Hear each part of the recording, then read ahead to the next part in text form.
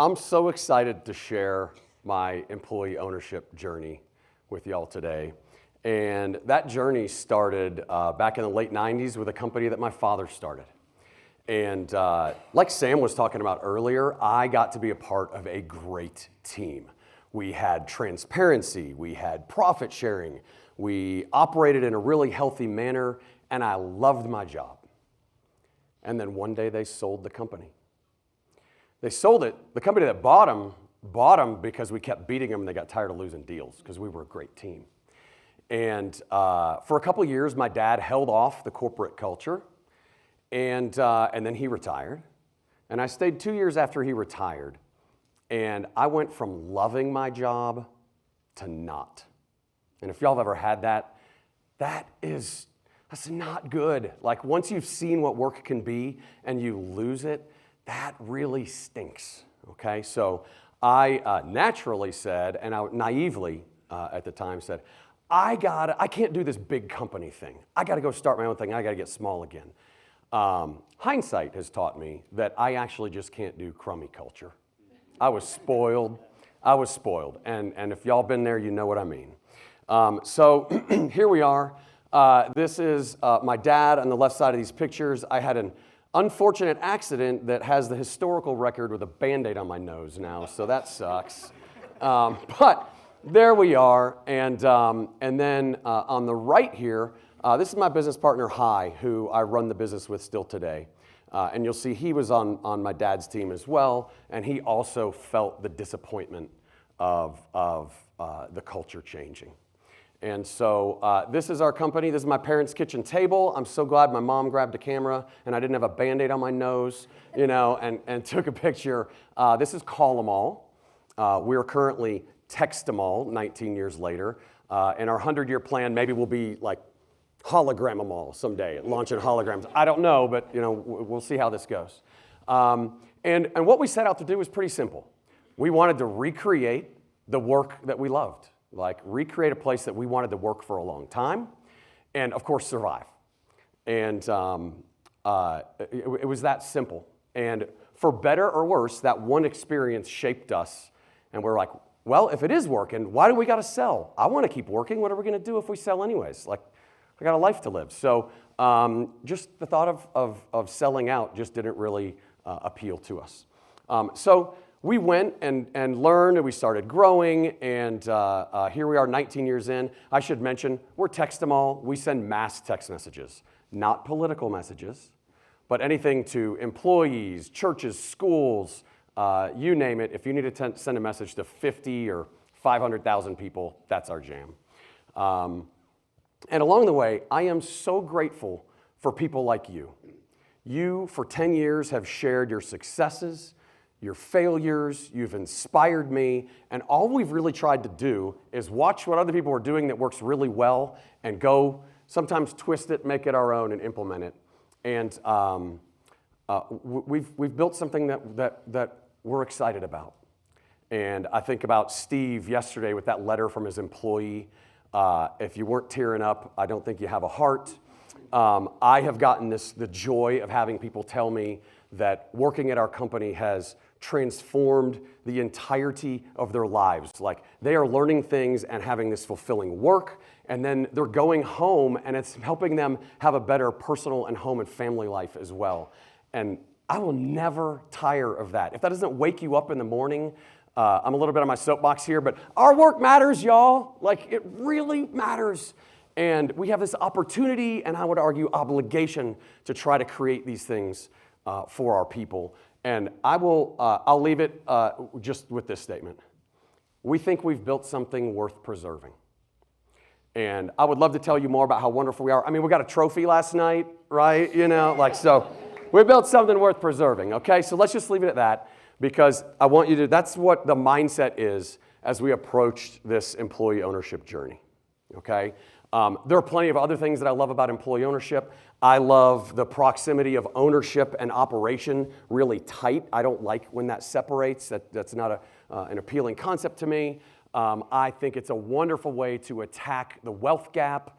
I love the channeling the entrepreneurial spirit and business owner mindset of the entire company instead of a select few.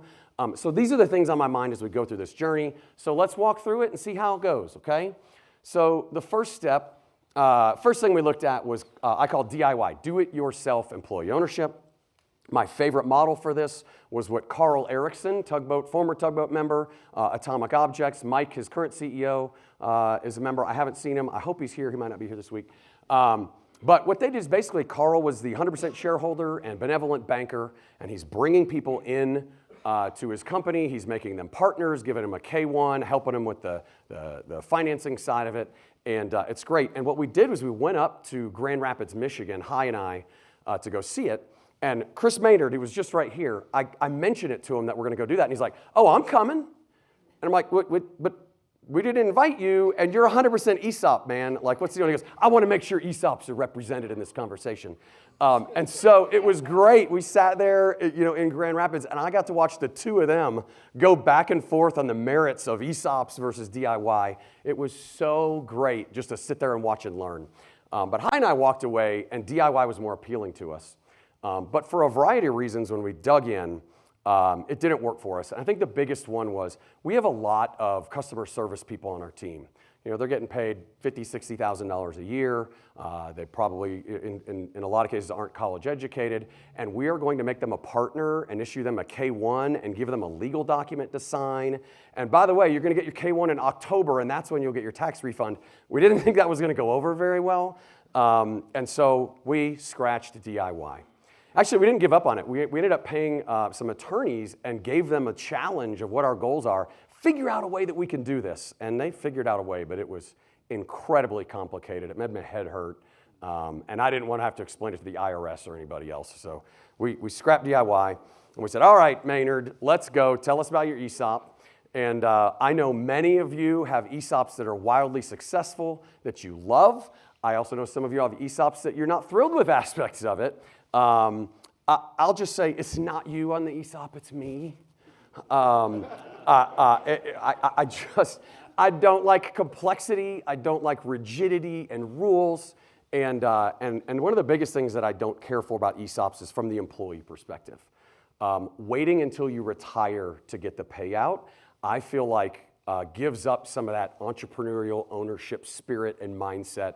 And I have enjoyed, certainly, the fruits of my labor over the years, and I would like my employees to be able to enjoy some of the fruits of their labor while they're still young and still going. Okay, so we passed on ESOP, and that brought us to EOT, Employee Ownership Trusts, and we spoke with this attorney that is a pioneer in this in the U.S., and a lot of what he told us was really appealing about the trusts, and I'll get to them in a minute. But ultimately, we didn't do it, and I think the real reason why is because he was a terrible salesperson. like, come on, man. I'm like, can we do a partial? And he's like, I wouldn't really do a partial. It's really best if you do it all the way. Okay, what if we do it all the way? He's like, well, you go find a financial professional, and then you'll go find a tax professional, and then I'll be the attorney, and we'll put it all together. He's a wonderful, nice person, but it felt like, there's blazing new trails, but then there's a machete, pick it up and hack through this whole thing. It's too much work. It's not working for us. So we said, it's interesting, but no, not now. So that's where we are. And so this is what we decided to do. We said, let's do this. Let's hold our nose, and we'll go back to ESOP. And we decided, let's just do a 20% ESOP. Let's get the ball rolling on this thing. We could always buy it out later if we come up with something better or the trusts come along or something like that. And for brevity and also just so I don't have to feel so bad, we ended up scrapping that 20% ESOP the week that we were supposed to sign the papers. I'm so grateful for the one financial professional who spoke up on a call with like 15 people on it and said, hey, Brad, it's not going to work like you just described. You know that. You know all the problems with that, right? And let's just leave it at that. We scrapped the whole thing. And oh, by the way, we lit $208,000 on fire in the process. That's how much it cost us to do absolutely nothing. So let's scratch that, and here we are. So let's talk about the elephant in the room, okay? I've been a member of this fine organization for 10 years, and until right now, I have never stood up here and presented. And I know what you're thinking. You're going, this is a disaster. This is not impressive. Like, you know, flush 208 grand down the toilet. You got a big bag of nothing here, pal. I figured out why you're not up there speaking. So, but Michael Jordan didn't make his high school basketball team, okay? The story isn't over yet, okay? So what happens when you come here for 10 years is you meet people, you build relationships, you make friends. They know what's on your mind, you know what's on theirs. You know what, they know what you're good at, they know what you screwed up with, they know what you're working on. And one day, one of those people calls you and says, Brad, tell me what you know about EOTs. I'm like, okay, cool. But why are you asking? And they said, well, I stumbled on this new firm that's helping people set up EOTs. And I'm like, really? Who? What? Where? And I think 2 hours later, I had an intro call set up with a company called Common Trust. And they had done a little of that machete work for me. And on that intro call, they asked some questions that were so different than anything else we had found up here. These ultimately are felt a little more transactional, but they said, what is your company's purpose? What's your personal purpose? What would you like to never change about your company? Or what would you like to always be true about your company? And we knew we were on the right track. They got what we were about and what we really cared about. And so let me tell you a little bit about Newsflash. We implemented an EOT. And let me tell you what is appealing about it to us.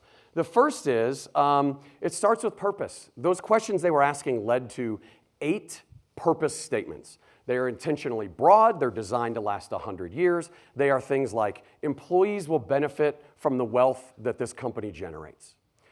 We will be a positive impact. We will have a positive impact on our community. We will remain independent. Things like that, okay?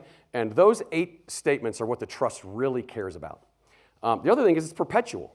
So the legal construct for this is called a perpetual purpose trust. It's well-established law, PPT for short. It's what Patagonia used in their recent transition, only their purpose is all about the planet. What makes something an EOT, y'all, is not an official thing. There's no definition. It's just a PPT, a perpetual purpose trust, that in some way benefits the employees. Okay, so we're getting pressed to define that right now, but it's still really new. And let me just give you a little background. There are less than 50 EOTs in the United States right now, but the UK, about a decade ago, passed some laws that have incredible tax benefits. They're up to like 2,000 EOTs right now. And Canada, just last month, passed laws encouraging more EOTs. So we're behind a little bit here, and we're still learning through how this works. But it's perpetual. It can be. You could set it up to allow it to be sold. We actually put a line in ours that says, if everybody agrees the only thing to do is sell this company, that's cool, you can sell it, but you got to give all the money to a 501c3 charity. So I call it run it or ruin it. Like, if I didn't hit the easy button and sell, this might be a personal problem with me. Like, if I didn't hit the easy button, I'll be damned if the next person's going to do that. Don't judge, okay? Don't judge me. What I love about it is the flexibility. We had flexibility in the governance structure, and we had flexibility in the financial model. And I'll give you a little example. That's where it's so great in the financial model. So we get a few weeks into the financial modeling, and we got tired of like, what's the formula behind that cell? How did you come up with that number? What's that, And we're like, look, we get it. Can we just build our own spreadsheet? And they're like, yeah, you can do whatever you want. So we built our own spreadsheet that took into account all of the different factions and the interested parties, employees. We had some little different goals amongst the founders and set something up that really aligned all of our interests together that we were super excited about. And I kept waiting for somebody to tell me you can't do that. I was waiting for an attorney or a tax person to tell me, no, you can't do that. And nobody ever did. It's so wonderful, so exciting. We just do what makes sense. And if we get it wrong or something's off, there's very little about this model that we can't change. Those purpose statements, really hard to change. The redemption agreement with partners, I'll tell you about in a minute, that might be a little more difficult to change, okay? So super flexible. It also separates my and High's succession departure from the company from the financial model, the financial exit, I'll call it, and the governance structure. So we have governance in place. We have financials all figured out. I can comfortably walk outside and get hit by a bus right now. We're set. It's all good. It might be an upgrade for the company if I walk out and hit by a bus, actually. So maybe that's too morbid. That's okay. So I love that I am largely operating the company with high the same way that we did before this, and we can take that challenge, like Chris was just talking about, when the time is appropriate, and obviously we're working on that already. But and then it protects that legacy of the company we feel like is worth protecting, preserving. Okay, so here's the construct. It's pretty simple. There is the trust, and all it really cares about is protecting those 8 purpose statements. That's it. That's what it cares about. It has 1 share in the company. I'll tell you about that in a second. And it has a trust stewardship committee that has 2 employees on it. It has Hi and I on it and 1 external person as well. That trust stewardship committee largely is going to do nothing. It is only there in the event that the board and the company do something to violate those purpose statements. Existential threats, things like that. And then they'll have something to do, and it's a big deal. But most of the time, they're going to do nothing. The company, fairly standard. We have a board. It runs the company. The trust doesn't weigh in on day-to-day stuff. It's just the company's supposed to do its job. It generates cash, and it distributes that cash to 2 groups, the founders and the employees. And that cash goes to employees in the form of profit sharing. So this is not a tax-efficient model in the United States currently. All of the cash will come out as either long-term capital gains to the founders or as income for the employees, okay? But I'd argue we get something by not getting a tax break. We get all this flexibility. We don't fear the Department of Labor, all kinds of stuff. We get something for that. I don't sweat the tax stuff anymore. So let's talk a little bit about the financial model. It's so simple, I don't even have a slide for it. For whatever reason, we have 800,000 shares in our company. I donated 1 of them to the trust, and the founders gave all the voting rights to that 1 share. So then we got a valuation, and we set a price for the other $7.99, $9.99, okay? And what's called a redemption agreement. And as the company generates cash, it will use that cash to redeem those shares, and then tear them up, throw them in the trash, and we're whittling this thing down all the way until there's only 1 share left, and the trust owns it, and you already saw it isn't inclined to sell it, okay? That was hard for the employees to understand. I said, you're never going to have shares. There's not going to be a share price. That's not how this works, but it's so ingrained in our business environment these days. I get shares and then I sell those shares. I said, no. We had to break them of that concept. And I said, look, this is how it works. We're going to generate cash. We're going to distribute it to employees, and your share of that money is based on your salary and your tenure. So you can think of your salary and your tenure as your number of shares. And once you cut a quarterly check for profit sharing to them, they're like, I get it. I see how this works. And then you tell them, like, look, if you want to make more money, help this company generate more cash. Like, it's that simple. Beautifully, beautifully simple. And here's let me show you a little bit about the flexibility. Theoretically, this is how it could work. We could take 100% of the excess cash that the company generates and use that to redeem the shares. And let's say that takes 10 years. All the shares are redeemed. And then in year 11, all of a sudden, all this money's there, and there's nothing to do with it. The trust doesn't want the money, y'all. Not a single dollar flows up to the trust. The company says, I got all this excess money. You distribute it to the employees in the form of profit share using that formula, okay? But we didn't like that. Like, what if you retired in year 7? That's not cool. That's like, what if you showed up in year 11? I'd be kind of like, dude, you just showed up. I did all this work for a decade. So this is very crude, but we basically took our model and tried to smooth that thing out. And what we did is we said, okay, let's have 4 tiers. Bottom tier, we're not doing so hot, 10% profit share and 90% share redemption. Okay, but if we go past that and we generate some more cash, that'll be 12% or 15, I don't know what the number is, profit share and the rest redeeming shares. And then we said, but if we get to the 3rd tier, what's the rush? Why have we got to redeem all these shares so fast? Employees, take some profits, take more profit share. And we put in some earn-out for the founders. Like, you get a little earn-out on that. And let's slow down the share redemption. Everybody's doing great here. And the same thing on the top tier, which we call Boomtown. And the employees now walk around going, how do we get to Boomtown? How do we get to Boomtown? Because they know so much cash will be flowing their way. So we were able to do that, and it works wonderfully. The great thing about this whole thing is what we built, we administer ourselves on 2 spreadsheets. Like, it's that simple. I have one ongoing expense. It's $10,000 a year to a trust company in Delaware to fill out a form or some silly thing. And that's it. All in, $84,000 to implement the entire thing. And I still have that flexibility that we cherish. I mean, we're a small business. We're nimble. I don't want to go into something that's not nimble like me. So we love it. We ask the employees, please, please, please, steward this company for the future. If you love where you work, please take care of this company. And at the end of the day, I love this. We're still in the honeymoon phase, let's be honest. Haven't hit our 1-year mark yet, but it is working so beautifully, so simply. The employees have changed. They already cared, but they care. They took it from 10 to 11. They really care, and people keep telling me what an impact this is having and just their attitude and approach to work. I'm so thrilled with how it's going, and it looks like this EOT is going to be that vehicle that prevents other people from having that disappointment high and I had when we went from being on a wonderful team to not. And I hope it works. If it fails, I'll come back and let y'all know. But right now, it looks wonderful, and we're so happy with it. I'm thrilled that you guys gave me your attention. Thank you so much. Have a great day.